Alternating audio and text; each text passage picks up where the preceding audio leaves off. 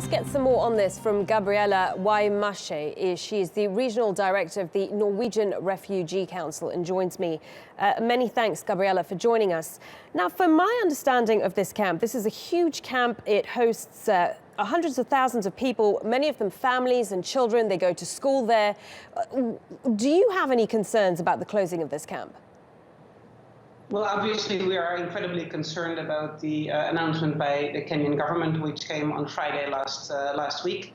Relatively unexpected, I may add. There was very little prior announcements to this.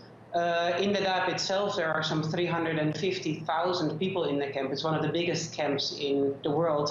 There's another camp in Kenya of about 200,000 people on the other side of the country. So altogether, Kenya is host to some 550 to 600,000 refugees.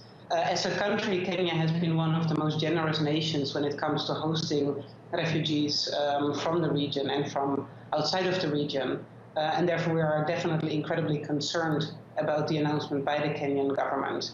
I should add that some 60% of the people in the camp are actually women and children.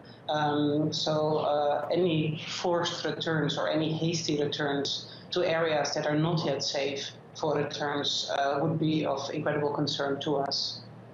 Well, what has the Kenyan government actually said about where these people are going to go, where they're going to send them? The Dadaab refugee camp, which is on the eastern side of the country, is predominantly populated by people from Somalia. There is at the moment a return process to Somalia underway. So there are some areas in Somalia that are considered safe for return. So there is what is called a tripartite process between the government of Somalia, the government of Kenya, and the UN Refugee Agency that are supporting returns to Somalia. This initially started relatively slowly last year, but it's really picking up. So increasingly more people in Dadaab are actually voluntary deciding to go back to Somalia. And we would certainly hope that enough time is given for this process to continue on a voluntary basis, because under international law, returns are of a voluntary nature.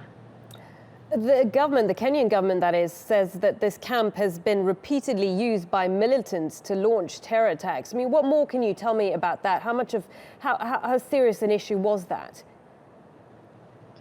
Security is a very legitimate concern in Kenya, and as any big city all over the world. Elements of criminality, elements of potentially terror are certainly legitimate concerns. The government of Kenya has, over the last few years, worked very closely together with the UN Refugee Agency and other aid agencies to address these security concerns through community-based measures, through increased police presence and measures like that. And we would really hope that the government of Kenya would continue with these more sustainable security measures rather than a potentially forced return to Somalia, where in essence you lose the control over where people are and where they're going next.